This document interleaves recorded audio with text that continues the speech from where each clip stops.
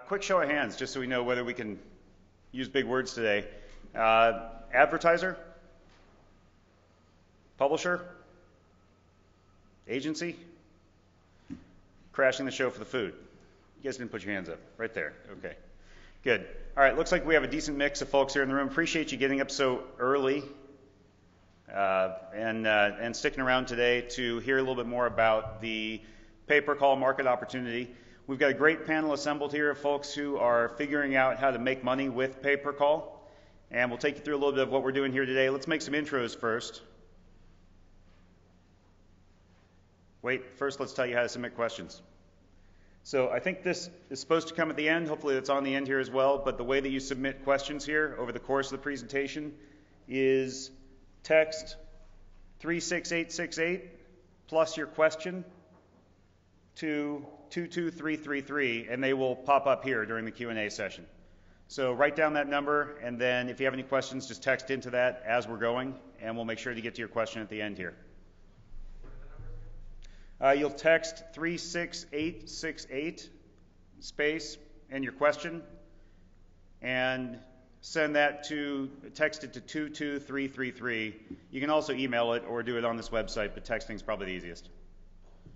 So hopefully you guys have that. If not, we'll flip back here. So a little bit about our participants here.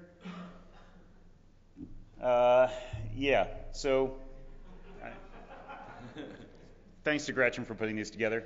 I'm Jason Spievak. I'm the CEO of RingRevenue. We're based in Santa Barbara, California. We're the company that provides the pay-per-call platform to nearly all of the leading online performance networks. Companies like Commission Junction, LinkShare, ShareASale, the Google Affiliate Network, and dozens of others. Yes, that is my middle name. I was named for the doctor that saved my brother's life when my mom was pregnant with me. And the nicest thing my dad ever did for me was talk my mom out of making that my first name. We got kind of a driving theme going on here. So some people collect Beanie Babies and things. I seem to collect speeding tickets. I don't know how many I've had. It's in that range. Most memorable probably was the last one, which was driving back to Santa Barbara from Affiliate Summit, Vegas last year. Zipping down the 15, you just can't wait to get back out of Vegas after 3 days here. Feels like a month. And down the 15 doing 75-ish, and round a turn, and there's a guy, there's an officer in a construction zone. His construction zone was 2 cones in the left-hand lane, and it was about 50 yards long. And so I blow through there, and I look at him, and he looks at me, and he immediately runs to his car, hops in, starts pulling me over, and I'm looking for a place to pull over because there's gravel and junk on the side. And he starts shouting over his megaphone, "Pull over right here, right now!"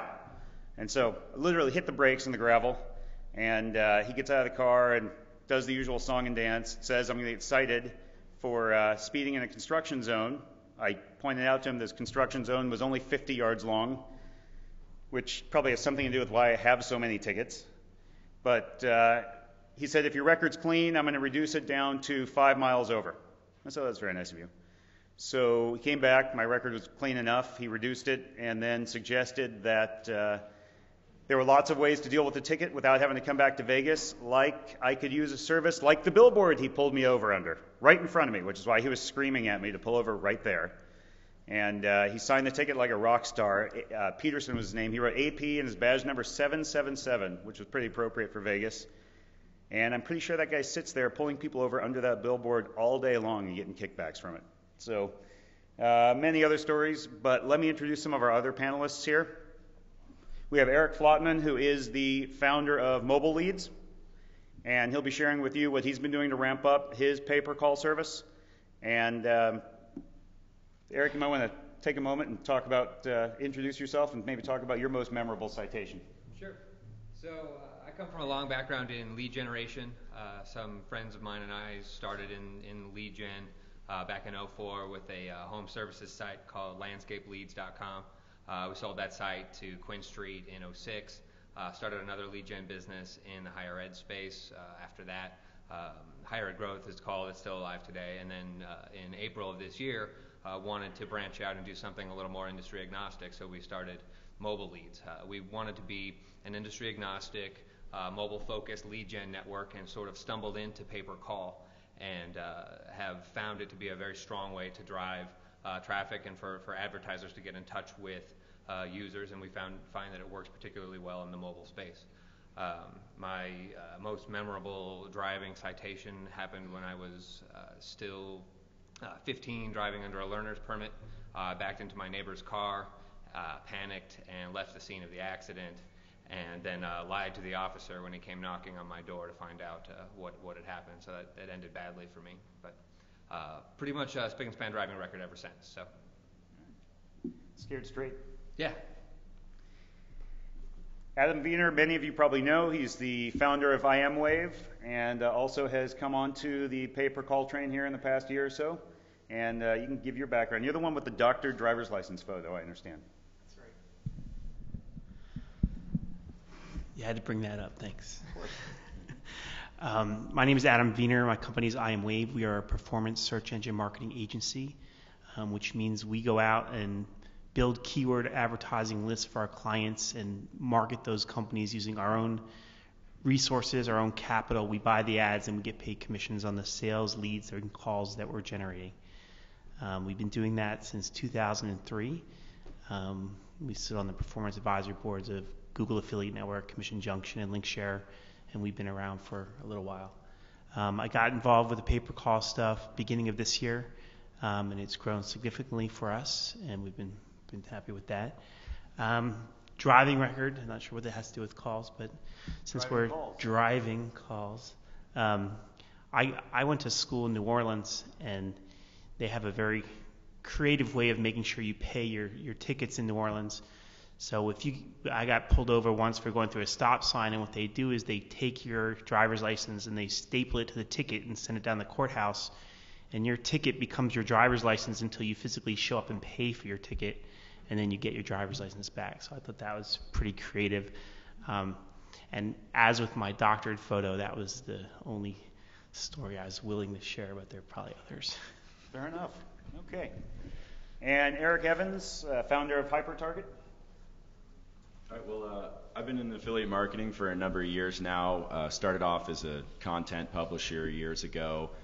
Grew a number of websites, was just constantly looking to expand into different verticals, different industries, and stumbled into pay-per-call about a year ago. I think I saw it on Commission Junction initially, and just seemed like a great opportunity. It seemed too obvious to advertise on smartphones and get people to make calls.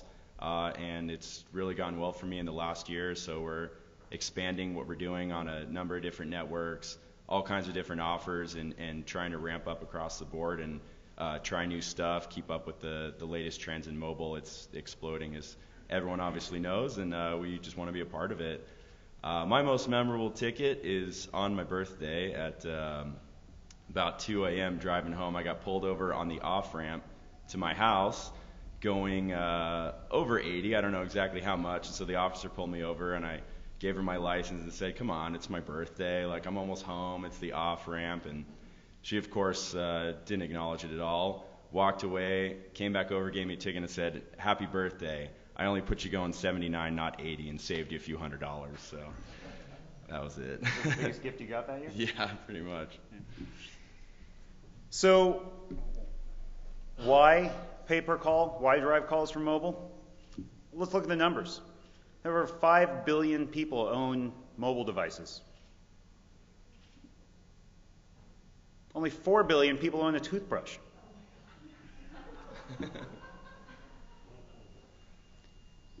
And about 700 people have actually downloaded an app for that to keep track of brushing their teeth. So what's interesting is, today about 15% of all searches take place on a mobile device. And that number is growing rapidly. You can see an example of the mobile search results here on the right with the phone numbers embedded in search, which in addition to driving high-quality calls, also have the effect of driving up the click-through rates on those search results. We see an average of about a 12% increase in click-through rates simply by including a phone number in the media. Google had recently published the results of their beta trial of including phone numbers in mobile search, and they saw an increase of 5 to 30% depending upon the category. This is A little bit of a test to see who's awake, but clearly nobody's read the actual ad copy on the right-hand side before it goes away. Okay. And are you listening?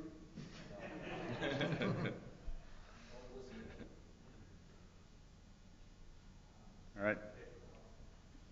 There's missed opportunity to win $100 right there, but there will be more opportunities. So while 15% of searches are taking place on mobile, 70% of those mobile searches are resulting in an action being taken within an hour. Pretty astounding connection and conversion rates coming from mobile. And all of those continue to grow. Take a look at the annual spend on mobile search and the trajectory it's projected for. I think I'm getting a call. Hello? Excuse me. Come on up and get it. All right. Come on up. This actually compliments of Caesars last night, so.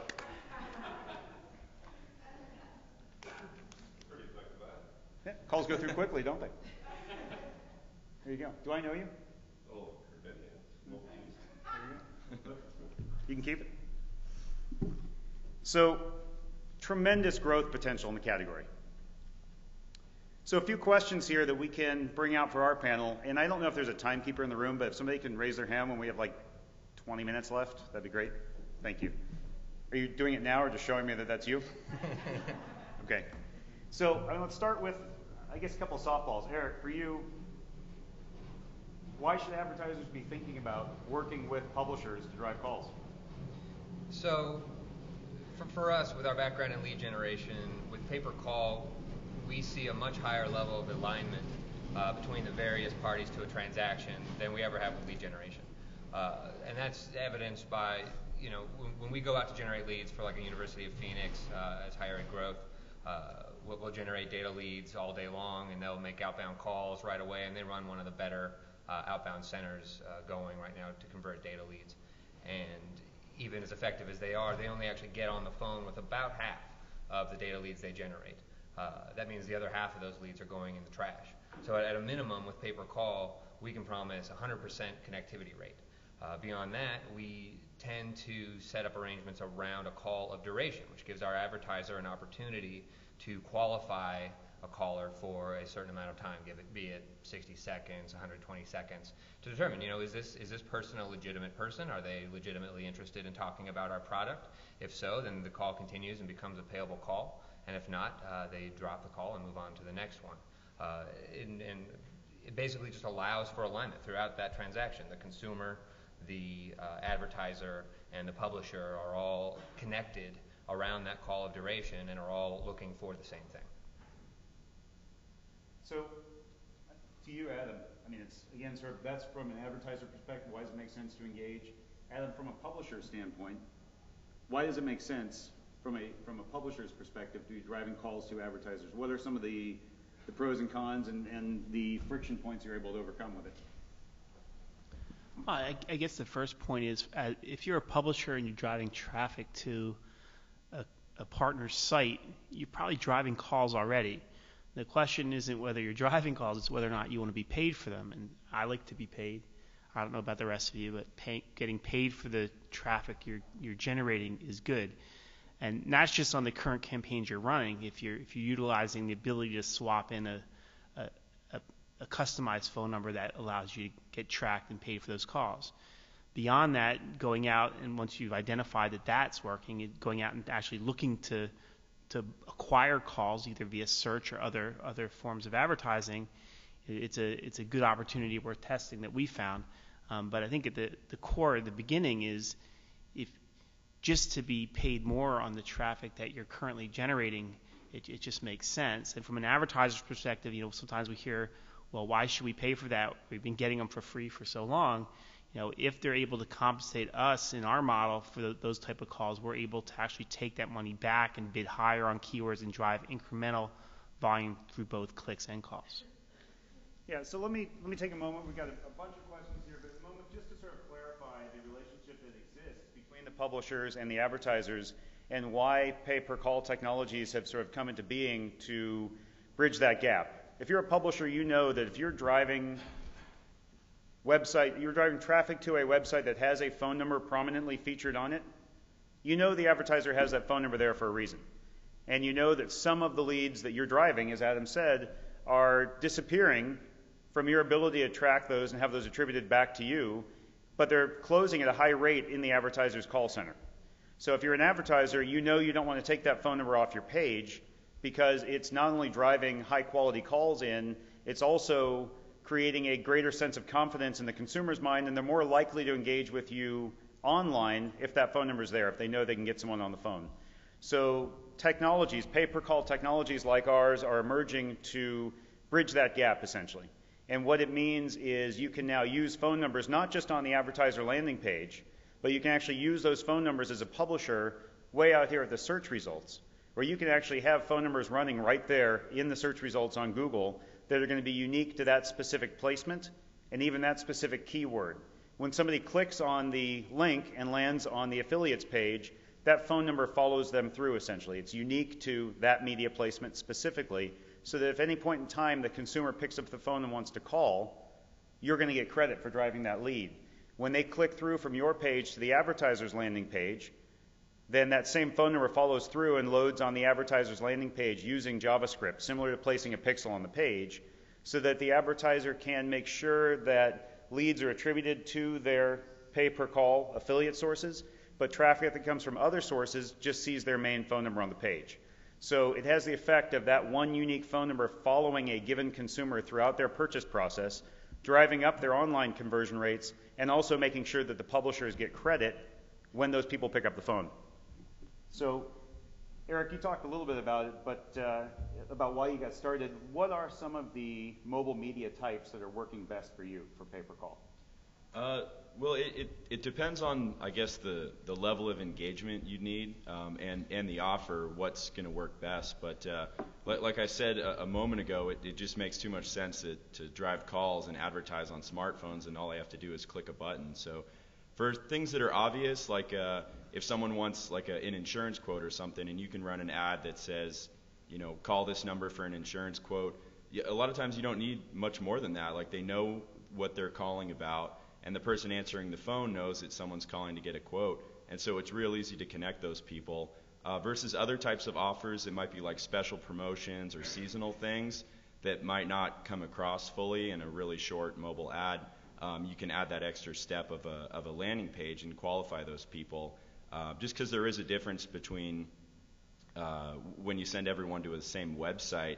You can send 100 clicks a day or 10,000 clicks a day, and pretty much everyone's getting the same experience. But if you're ramping up from 100 calls to 10,000 calls, and those 10,000 calls aren't going to make sales for these call center reps, a lot of people aren't going to be happy. So depending on where you are, you got to account for that extra cost of people answering the phone. Yeah, I mean, a lot of times mobile search just works great. Just get them right on the phone. There's a lot that we've learned in building out the platforms for these applications, and a couple of things are critical. One is to make this work for advertisers that have large-scale call center operations where they're taking inbound calls from customers. You need to deliver a solution that's bringing high-quality calls from publishers into their call center with no change to the agent behavior, no retraining, no key presses, no nothing. They don't need to know that this call happens to have been sourced in from a pay-per-call publisher. And most importantly, there needs to be no change to the end user consumer behavior. They see a phone number on a website, on an offline ad, in print, on TV, and we all do what comes naturally. We pull out the phone and place a call. There needs to be no change there, no dialing codes, no click-to-calls, no referral codes. All of those things really are barriers we put in the way as a channel between the consumer and the advertiser that they want to reach. So the new pay-per-call technologies really have the effect of removing that set of barriers and doing all of the magic, all the filtering behind the scenes, hidden behind the phone number. So, Eric, what are some of the types of pay-per-call advertiser categories that are working best for you? So we run campaigns. I already mentioned education. That's kind of where we started. We also run campaigns for a number of financial services. Insurance does well. It tends to work well in a consultative sale type, for a consultative sale type of a product, right, where somebody needs to call and get a quote, or ask questions about a product or potentially be placed with a particular service. We also find we do well when we can run nationally focused and when we can run through large aggregators that have a lot of inventory that they can fill for whatever product that we're talking about. Yeah, education's a good example. If you take one of the leaders in for-profit education, like the University of Phoenix, there's a company that is spending roughly $1 million a day on advertising. They're managing a portfolio of hundreds of thousands of keywords, yet essentially 100% of their student acquisition closes over the phone. No one's clicking get it now on a 4-year degree. So that's an example of a company that really benefits from being able to work with third-party publishers as long as the infrastructure is in place to manage that relationship, sort of manage that healthy imbalance between publishers who really want to drive volume and get paid for it, and advertisers who really want quality, especially on the call side. It matters much more that you're driving a high-quality call into an advertiser than whether or not you're driving high-quality click traffic to their website. And the reality is that they pay much, much more. The average pay-per-call commissions are north of $10 per call, and that's not per sale, it's per call that's being driven in to the advertisers. So, Adam, you guys recently participated in a case study around pay-per-call and mobile search. What were some of the results that you saw from that? Anything surprise you? Yeah, I think there are a couple pieces. One, as we talked about earlier, just being able to replace the number on the page. The test we did there, we saw a 12% lift in transactions. So that's 12% of transactions that we were driving that we weren't getting paid for that we were able to recapture through the calls. We also tested whether the difference of having a phone number in your ad copy versus not having the phone number, letting people click to call directly from the ad versus going to a landing page. We saw a 250% increase in having the call actually in the ad. And then throughout the study, we're seeing about a 30% conversion rate in our ads to actual paying calls, which has been good. The other thing I think I'd like to go back when you were talking about the industry itself. I think one thing to think about that's interesting is there are a lot more businesses out there that drive their sales via calls than they are driving them from their websites.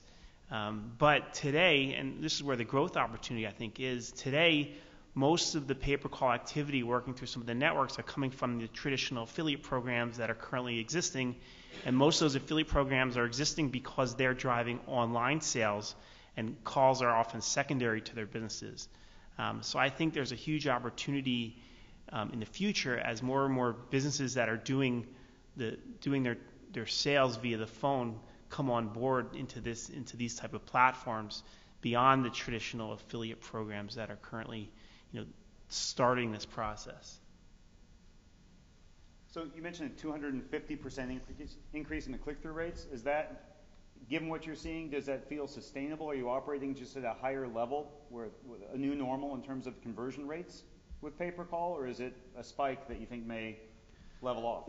That's the difference between running a pay-per-call ad that links to a landing page where you have a phone number versus actually having the phone number in the ad. And having the phone number in the ad gets people to initiate those calls at a 250% increase above trying to drive them to a page that then may be focused on driving that call. Yeah, you made an interesting point about the potential for advertisers beyond traditional online affiliate to participate with pay-per-call. You think about it, there's about $300 billion a year spent on advertising in the U.S., and only about $40 billion of that is online, and most of it's Google. The other $250 billion is being spent on advertising every year, not to drive a click, but to drive a brand impression or a store visit or a phone call. Tens of billions of inbound phone calls to U.S. sales call centers every year. Affiliates like the folks in the room here are responsible for driving some of those calls already. And by participating with a pay-per-call program, not only are you getting paid for those, but the advertisers have the opportunity to work with a much broader set of publishers and drive much more volume into their programs. And we can give you a few examples of that in the Q&A. But Eric Flottmann, I'll put you on the spot a little bit and go off script if you don't mind. Not at all. Prior to working with pay-per-call in the past year, did you have any experience transacting calls at all? Were you doing anything with calls? We did a fair bit of it late in the game at Higher Ed Growth for some of our education clients, driving calls to either directly to their call centers or driving them to an internally run call center to do lead generation and basically convert phone calls into data leads to push through our normal channels. So you're actually capturing the data by phone, inputting into a lead form, and then passing that lead form? Exactly. So you're still getting that 50+% reconnect breakage happening, right? Exactly. Yeah. Absolutely.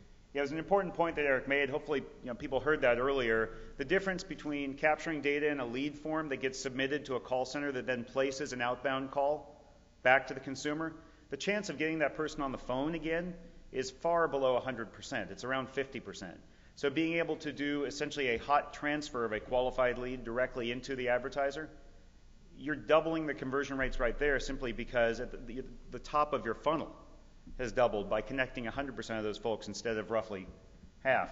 So, if I can jump in really quick, yeah. one thing we also haven't mentioned, and this may be at least part of what's driving the 250% increase you're speaking of, is in my mind, and I've got no data to back this up, unfortunately, but in my mind, using pay-per-call, you can get access to different people who wouldn't have otherwise responded, who are leery of a web form, who've probably been down that road before and put their information somewhere and been called by 500 different people and just don't do it anymore. Whereas they can make a phone call, get connected directly to the person they want to talk to, and not do that. I speak even for myself. I would never put my information in on a lead form because I know what happens to those folks. But I have no hesitation to respond to a pay-per-call ad and get on the phone with somebody. Yeah, well, you know how the sausage is made from a lead form standpoint. Totally. You know what's going to happen to that data once you submit it. Absolutely. So, we're all shopping on our mobile phones, right? I mean, everyone in this room probably has a smartphone, and some of you probably have 2 phones on you right now. We're all shopping on these things. You're browsing offers. But when it comes time to actually purchase, it will evolve, but very few of us are inputting our 16-digit credit cards and our 3-digit security codes and our billing addresses and all that and thumbing all those in. You're shopping here, but you're purchasing either on your computer or by picking up the phone and placing that call. So it's a very, very natural action for the consumer to take.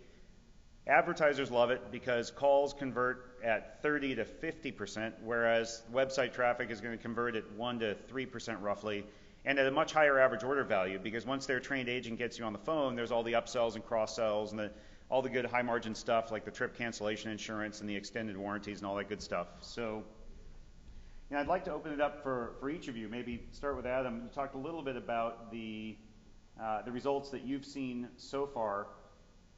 Mobile's continuing to grow as a publisher vehicle pretty substantially. I mean, we see it at RingRevenue on our platform. It's the fastest growing publisher type.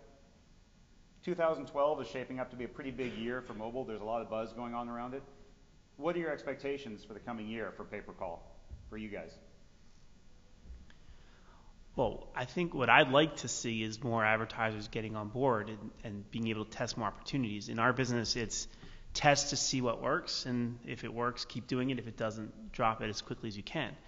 And we see more and more advertisers come online. I think as more advertisers understand the value that can be generated, that they'll come online quicker, and there'll be more interesting opportunities to test. Yep. I also think, and one of the things that's been surprising to me about this is that a lot of times advertisers will start into this arena and they'll look at it as a cheap way to get calls.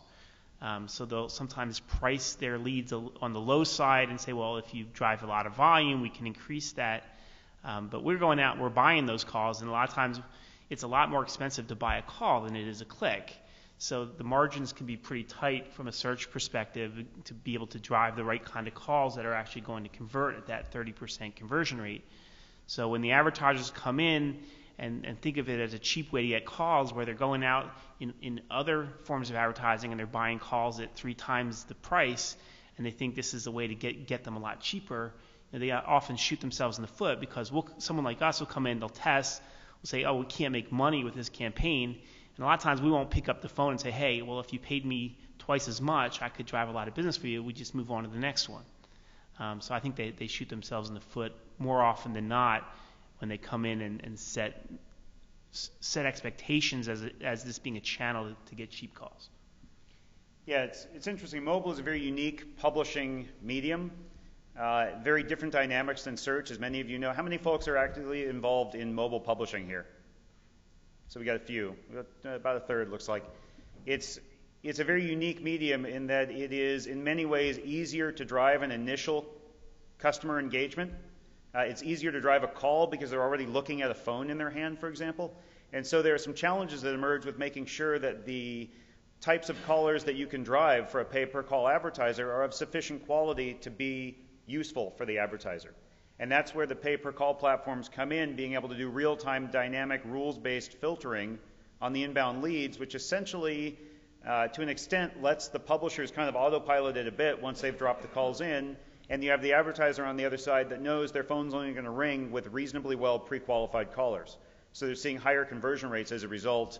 Tapjoy, a company you guys may be familiar with, issued a case study and a press release this morning for one of their pay-per-call campaigns for a large insurer, Allstate, where they are driving very high-quality calls for them through their value exchange platform. And they are able to bring callers in through their in-app advertising, but put them through very rigorous filtering so that those callers that are actually coming out the bottom of that filtering process and ringing into Allstate's call center are converting at a very, very high rate.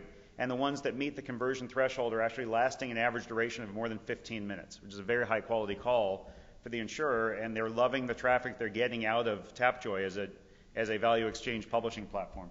So, Eric F., when did you start with telecom? Is this sort of, you were doing the ed leads. Eric Evans, when did you start with telecom? Is this year your first foray into it? Yeah, like early 2010 is when I first saw that pay-per-call was coming onto a lot of the networks, and there were some affiliate items I was trying to push online, but they were high ticket. There's certain thresholds. Like I remember people used to say it's $100. If you're going to buy something over $100, you want to know it's legitimate. You want to talk to somebody. You want to either do like chat or email. And so, how could I sell these items quicker and easier and get people on the phone? So it started off kind of like what Adam had said is almost supplemental to things I had going on, review sites, stuff like that. And to pop a phone number on there, it just connected the dots. And so, yeah, in the last year, I've seen more and more advertisers come on board, and I think we'd all like to see more as well. So.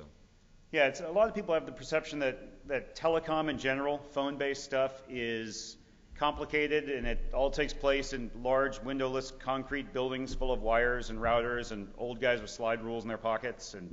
And RingRevenue is actually the second company for our management team. Our last company, CallWave, we grew to over 1 billion calls a year, all in software. So a lot of folks, again, have this perception that getting involved with pay-per-call, getting involved with anything telecom or mobile is going to be complicated. How was your experience with that? I mean, how does pay-per-call, the work that you're doing, where's that rank on sort of the complexity scale relative to the expectations you had going in? It's a lot simpler than other forms of online marketing. I mean, it's like your phone number is just your affiliate link, and it's really easy to create those phone numbers and put them out there both on sites and in ads. It's pretty simple to get started. Okay, I think we have a few more results to walk through. This kind of goes with our driving theme. There was an accident in Japan a couple of weeks ago that involved 7 Ferraris piling up on each other. Multi-million-dollar fender bender. So we can talk a little bit about how to get started, both for the advertisers and the publishers, as well as the agencies and OPMs in the room. And I think we'll probably bring up some of that in the Q&A. So before we dive into some of your questions, quick quiz. Earlier in the presentation, we showed you what percentage of search takes place on mobile devices. So if you know the answer, call in, press the correct button.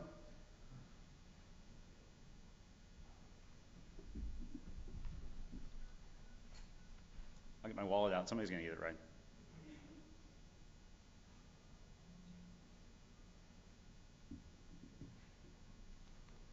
You got $100 on you?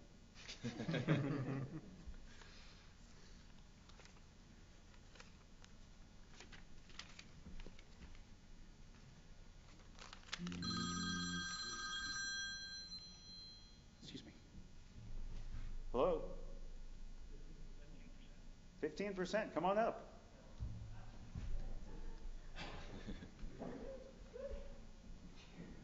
All right. Somebody's paying attention back there on the flight deck. Nice. Do I know you? No, we sure seen this name. Oh, we sure do. Spelled yours wrong. There's another 100. Yeah, I'm sorry, we're all sold out here. All right, so I don't know, that slide doesn't say only one winner. Yeah, winner need to be present. Contact information. We're going to jump to another slide that sort of does all the questions by text. So, feel free to come up afterward and talk with any of the panelists. You can grab contact information here, and we'll all have cards. I'll leave this up for just a moment, and then we'll jump into Q&A. So, if you have your questions, go ahead and text them in. Hopefully that'll work well, and we can sort of take them one at a time off the board. Before we dive into the Q&A, I want to give each of you guys, starting with Eric F. here, a chance to, you want to sort of wrap up sort of your high-level observations, findings, thoughts around pay-per-call and how that's working for you? So we're very bullish and upbeat about the combination of mobile and of pay-per-call. That said, it's still a relatively emerging market for us. So there's a lot of testing that we're doing, and Adam kind of spoke to this as well, as far as finding which verticals are the best verticals to work in, which publisher types are the best, and so on. And our company is a very young, energetic, and excited company, and what we're trying to do is sort of lead the charge in a way to find out those magical combinations that result in high volumes of high quality calls and customer acquisition for our advertisers. So Adam, you've got a bunch of advertisers and OPMs sitting here listening to you and learning about pay-per-call. You've got a captive audience. What do you want to communicate to those advertisers who are taking calls today but are not working with a pay-per-call provider yet? Yeah, I think it's get online, test it out, pay us more money. Focus on the offer. Yeah, focus on the offer. Make sure that you identify what is a value call and set it up appropriately so that it's a win-win situation for everyone. And one thing I said earlier, yes, although it is, from a publisher's perspective, it is easy to get started with pay-per-call. That doesn't necessarily mean it's easy to be successful. Like any other form of advertising, it takes a lot of hard work and it takes a lot of testing to see what doesn't work and then keeping the things that do. So I encourage everyone to go into it, but do understand that driving calls through search is a lot more expensive than driving clicks, so it's a little bit more riskier. So tread lightly in the beginning and make sure you figure out what works before you lose a lot of money on it. Yeah, and let's pretend for just a moment that we're all in business to make money. So Eric, if you were sitting in the audience here looking up at a bunch of guys who are cracking the code on pay-per-call, what do you say they're hoping that they're going to tell you right now? Well, one note I'll touch on is reach, and something that I've seen that kind of like took me as a surprise is just a fair amount of people that I know don't even use their computers anymore. I mean, they have an old PC that they've had, and they're not like tech people like us necessarily that's broken down, and they just have their iPhone now or their Android, and that's all they have to communicate with the online world. They're doing all their web searching there. They're going on maps, looking at local things, and so if you're worried about like the number of calls you can drive, I mean, I would just consider that some people are only on their smartphones these days, and in some other countries, they're skipping generations. They've never had a computer. They've only had mobile phones, and so there's no limit to volume, and there's millions of people activating these phones every day worldwide. So you're only going to get more and more volume if you want it. Yeah, I mean, I'll date myself here, but I've got 3 kids. None of them care about email. They don't even use email. I mean, all they care about is they've all got their iPod touches and their phones. All they care about is text and apps and Facebook right now. That's their entire world. I mean, I email my son and I won't hear back from him for 3-4 days because he never checks it. So it's, the preferred media types are evolving very, very rapidly, but nearly everything that people are doing today is coalescing around this device. So let's move on to questions here. See what comes up. Okay, so would you recommend pay-per-call for a gourmet food mailer where buyers are mostly giving gifts? So one of you guys want to take that? Go ahead. Yeah, I mean, if you're transacting business over the phone and you value buyers calling you on the phone, then yes. If you're not transacting your business on the phone, then probably not. Yeah, if you're closing most of your business over the phone or a decent percentage of it, and you've got enough room in there to pay somewhere in the double digits for a high quality inbound call, there are systems where you can pay as a percentage of sale, as you do with your online CPA campaigns, or you can pay a target call bounty based on the quality characteristics of that inbound caller, and you can set up modular commission pricing. If it comes in from this geography, I'm going to give it $3. If the call lasts more than a minute, I'm going to bonus it by another $5. If they press 1 to place a new order instead of 2 for sales, I'm going to bonus it by another $5. I'm going to route it there instead of there. All of that are the sorts of criteria you're able to set up in the platform. But the bottom line is, if you're taking inbound calls and you have enough margin to pay reasonable commissions to drive those calls in, and you have the call center capacity to field those calls, you need to make sure that you've got the capacity when you're enabling mobile publishers to drive calls into your offers, that you've got someone there ready to answer the phone, and you're not creating sort of long waiting on hold times for those callers before you're able to hand them to an operator, or else you'll see an impact on your conversion rates. We had Eric touched on a few minutes ago about what types of offers work best for pay-per-call. Often it's those more sort of consultative, services-oriented offers, insurance, financial services, broad range of financial services, from payday loans to auto finance. Education offers work very, very well. Home services offers like Dish Networks, DirecTV, home security, roofing, windows, etc. Automotive leads, both new and used, work very, very well for pay-per-call. In fact, at least on the RingRevenue platform, we see that our top 10 categories are largely the same as Google's top 10 revenue categories on search. So that gives you some sense of it. Anytime the order value is above about $100, $150 is where people start to pick up the phone to close that purchase. So what are some of the networks I can join to promote pay-per-call offers? Nearly all the leading affiliate networks in the US today, and now increasingly in the UK as well, have a pay-per-call offering. So I would recommend you go to the websites of many of the leading networks like Commission Junction, for example. You just go to cj.com/pay-per-call. You'll see their program. Linkshare, the Google affiliate network, and dozens of others. What do you suggest to drive local or geo-targeted inbound calls for more traditional companies with a web presence but who operate mainly offline? Eric. I mean, there's lots of geo-targeting, the same geo-targeting options that you'd use for online search now are available for driving calls, click to call through Google or Bing or wherever that is, and also a lot of directories are available locally. So if you think there's going to be the volume to make it worth your time and effort to advertise locally, I mean, you're just like old school Yellow Pages advertising, you're putting a phone number in there, but that's a unique phone number to you, so any call that's coming through on that number, you're going to get credit for.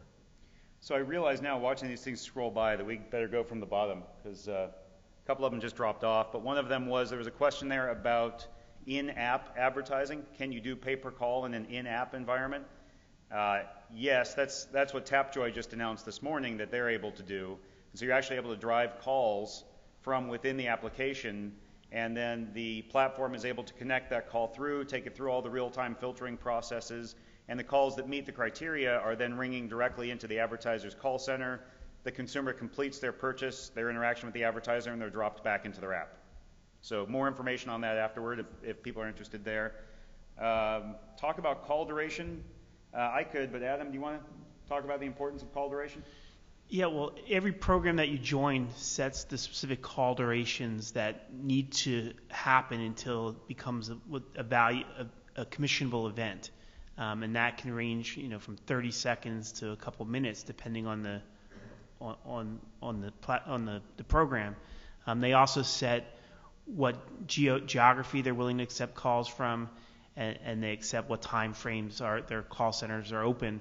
So all that stuff is in there, and anything that happens outside of that window would be a non-commissional call. So we set up our campaigns to fit within those targets. So Eric F., this may be obvious to you and probably helpful for the folks in the room. Why is the duration of the call important to an advertiser? Again, it comes back to where I started with pay-per-call, which is about alignment, right? It's about giving an advertiser during the duration an opportunity to pre-qualify the caller and ensure that they are a legitimate caller who's legitimately interested in a product. And for us, it's about a lead. We are a lead generation company. So a raw call, which is the phone ringing, may or may not be a lead, but a call that's lasted 60 seconds, a minute, the rep has had an opportunity to talk to the person and find out what is your level of interest. Are you minimally qualified to even have this conversation, and so on, turning that raw call into a qualified lead. The other thing is, most of the programs have a push 1 or push 2 beforehand to identify service calls versus sales calls, because they don't want to pay for service calls and we don't want to drive service calls. So they pre-qualify that as well, so that they're not paying for calls that are calling for technical support or things like that. They only want to pay for new leads. One of the other interesting things about, thank you, mobile publishing is while it's easy to drive a phone call from a phone, go figure, it is in some cases too easy. In fact, oftentimes what mobile publishers will find is that some percentage of the calls they're driving into an advertiser offer are accidental dials, accidental clicks, or pocket dials. And so by using part of the filtering tool set to make sure that when somebody calls into your offer, they're simply prompted with a question, even if it's as simple as press 1 to be connected with an agent now, you know that you're getting a live person pressing that button, you have an intentional caller there, and that also dramatically increases the conversion rates for the advertisers in their call center. So there's a basic set of tools that you want to apply to nearly every mobile campaign to make sure that as a publisher you're delivering the right kinds of results to the advertisers. Let me get this bottom one before it drops off here real quick. What if the call center is closed and I just lost money paying for that call? The advertisers who are working with you to drive performance-based calls, they know that you can't simply turn your media on and off in accordance with their call center hours. And all of them, the larger ones, have a call treatment essentially set up already, whether it's they have an after hours that might ring out to Bangalore instead of Round Rock, Texas, or it might go to voicemail. They're going to commission those calls differently in all likelihood, and you'll see that information when you're deciding whether to promote their particular pay-per-call offer. It will say calls that come in during hours, $10 commission, calls after hours, $3 commission, or if they say 0 commission, that may not be a program that's going to scale well enough for publishers, and they'll learn over time to adjust their payouts. But you need to look at the overall, your average earnings per call that you're driving, and look at the call treatment and the pricing they've got set up. And as Adam said, most importantly, test it out. Don't dump your whole bucket into it to start out. Test it out, optimize it for yourself, find what works. There's hundreds and hundreds of different advertiser pay-per-call offers out there right now. What's the average commission advertisers pay per call? You want to jump on that? Sure, yeah. I mean, I tend to look for kind of a $10 minimum. You know, I feel like Adam touched on, calls are a lot more expensive to buy. So from a publisher perspective, if you know, I can't, there's got to be some margin in there, and $10 is kind of like a good baseline. I've seen some less and some a lot more. I mean, depending on what your service is. If it's like legal or something where it might be high value, then there's much higher payouts. We see commissions over $100 per call for some of those categories. Yeah. And that's not per sale, that's per call that meets whatever criteria they set up for duration, geography, etc. Do any of you work with the electric and gas industry on driving calls? I know utilities a little bit bigger in the UK as a pay-per-call category than it is here in the US. Are you guys running any offers like that? I'm not. I would if I saw one, but I haven't seen one. Yeah, it's an interesting question. If the person that asked it is managing campaigns, yes. Is that you? So are you working on the agency side or advertiser? You have campaigns you want to run? Well, there's 26 states in the U.S. now that are deregulated for electric and gas, of which said supplier can come in and compete against whether it's Con Ed or wherever you live. And the electric companies that are doing that now are insanely deep-pocketed. And it was just a general question, considering obviously from a call standpoint, you can't switch your electricity bill. I mean, you can do it over the phone, over the internet, but 90% of those sales plus are all coming in via calls. So we work with 7 of them right now across like 17 states. Well, just a general question. Come on up afterward and we can probably pair you together with some folks that are driving calls for you. So I know we've only got just a few minutes left here. Percentage of mobile calls generated from search versus banner, in-app display, etc. Eric? So we're seeing the majority of our traffic come from search. The display nut has been a lot more difficult to crack. A lot of that has to do with transitioning folks from an in-app experience or a mobile web experience to a phone call. It can be somewhat abrupt. So we're doing a lot of experimenting to sort of bridge that gap with various forms, web experiences, so on and so forth. And as it stands now, the majority of our traffic is search. Adam, you want to add to that?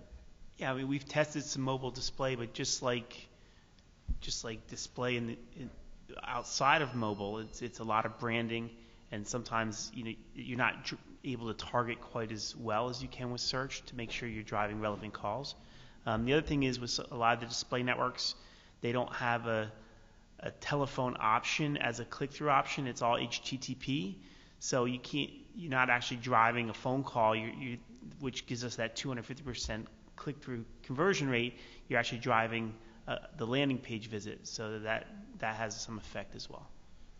Yeah, it's still very early days for pay-per-call. It's one of those market opportunities where we'll look back in a few years and it will have been obvious in hindsight, but we're still at that essentially the early part of the ramp in terms of pay-per-call moving into the mainstream of performance marketing. So a lot of these questions are being asked here are great, and a lot of these things are still shaking out right now. I can tell you from the standpoint of RingRevenue as a platform provider, looking across the media types, the publisher media types that drive all of the call activity on our platform across networks, mobile is by far the fastest growing and represents, I want to say, closing on 50% of the traffic across our platform today. So do you all use Google to buy mobile traffic from? Where else do you get it? I mean, Bing and Yahoo has opportunities to buy traffic, and I think I mentioned earlier, there's a lot of local directories out there. I mean, there's tons of places that to place calls, and people have been doing that long before there was online marketing. You know, radio, TV, anything really. I mean, you can branch out beyond online for pay-per-call. Hey, the Yellow Pages, I mean, it really was sort of the original search, right? Offline search. Yeah. So, speaking of which, are any of you guys doing anything with offline publishing for driving calls? Meaning, non-online, print, radio, TV, outdoor? We have been. We've been testing some radio spots, and interestingly enough, discovering that it's a very valid call generation medium, and B, the calls that are generated off of radio are about 75% mobile. Yeah, and for those of you who are not active with offline media, with print, radio, and television, because again, it sounds like a big thing to get into, A, there are easy ways to get involved there. B, a lot of that inventory trades on a performance basis, much like online ad inventory does today. You've got print, radio, and TV remnant that trades on essentially a rev share or a per inquiry basis. So you're able to run radio ads on a rev share basis and fill empty time for these stations. And there are tools out there to help you step into that without having any technical expertise whatsoever. So I think we're down to 5 minutes here, but what's the average cost for buying mobile ads? I mean, it varies just like buying a click. You can anywhere from something with less commercial intent. I mean, you can get clicks from second-tier networks for, pennies versus if you're bidding on something really competitive, it can be tens of dollars, $100 a click. I mean, just depending on what it is. So I would say it's similar to what you'd find normally bidding on keywords, but I would just add an extra percentage in because it's a call and that tends to be more expensive. Adam? Yeah, I mean, the truth is when you're doing mobile search, there are less advertising spots on the page. So therefore, the advertisers that are competing have to pay more to show up on those spots. So you can expect to pay more for driving an ad targeting phone calls than you will for non-mobile search. So you can expect to pay more. As far as an average, again, it depends on the client and the competitiveness of the space that they're in. Thank you. I know we're just about out of time here. First of all, I want to give some props to the Affiliate Summit folks. I think this Q&A tool works pretty darn well. I'll put you guys on the spot kind of one last time. I think the microphone works too. So. Is there a microphone out there? Yeah, right in the middle. Just saying. There you go. It's cool. Anyone have any remaining questions that you haven't asked yet? We're yeah, here's right here. Sitting around time of day, any thoughts around volumes and optimization time of day? What we found is normal business hours tends to be when call centers are open. But even when we have 24-hour call centers, calls tend to die down after business hours. And the tools are available to day part your calls and bid differently based on calls, and the platform shows you what time the calls came in. So all the tools are there to take a look at what times work for which advertiser and what time of day would be more valuable to bid more or bid less. I mean, it's all there to analyze. So a couple more questions here. Yeah, you right here? Can you elaborate a little bit on the radio share ad? Yes, but given that we're down the last couple of minutes, if you come up afterward, we can spend a couple of minutes on that, if you don't mind. Yeah, right behind you. Yeah. Can you get data on the information about the user who's calling in? For example, the model of phone that they're calling in on, or the carrier? That's a good question. So there's a lot of information that's captured, demographic and action-based information that's captured about the callers in the platform.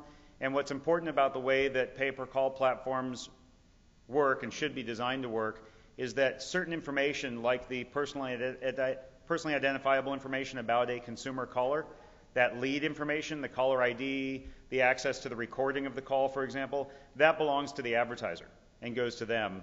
The publishers will typically see in their view of the platform everything that they need to know which of their media placements is driving the highest quality calls and where they're generating their revenue, which keyword, which banner, for example. But they are shielded from the PII, essentially the caller ID. They can't access the recordings. They have no way to go back and recontact that lead. So there are other technologies. There are other things available that you can target on device type. You can target on geography. You can target on time of day. You can target on repeat caller behavior. You can target on a keyword basis.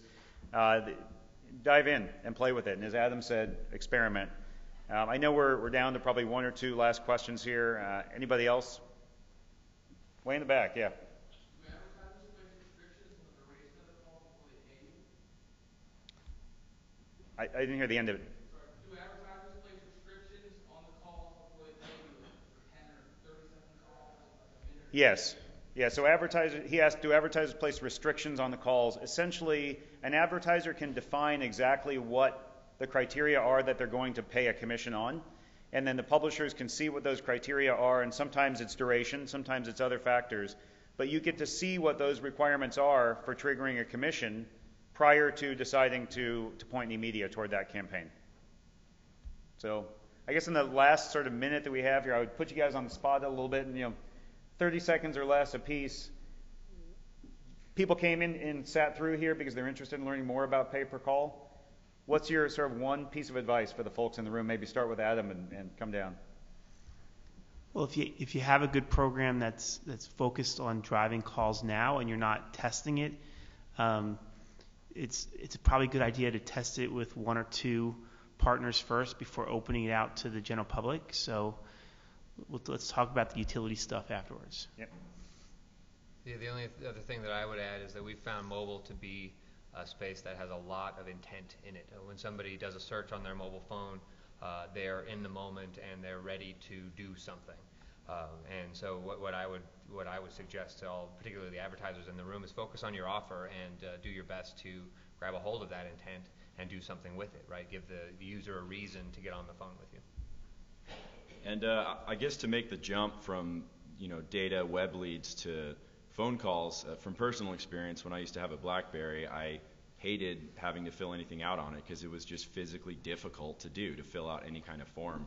So my preference would definitely be to make calls. And so if there's a lot of people out there that not only what Eric said about not wanting to give your information because you know where that information goes, but just because you don't want to take the time to fill something out, a lot of people would just rather make a call. So that's a reason to take the jump for sure. Well, I want to thank the panelists here. I mean, these guys aren't just smart and good looking. They're making money doing this. So you have an opportunity to come up and pick their brains, understand more about how they're doing what they're doing, and they're here because they're willing to share and help the industry grow. So I would encourage you to follow up with these guys. Come on up with your questions, grab their contact information, get some utility campaigns running. Thank you all for your time today. Thanks, you guys.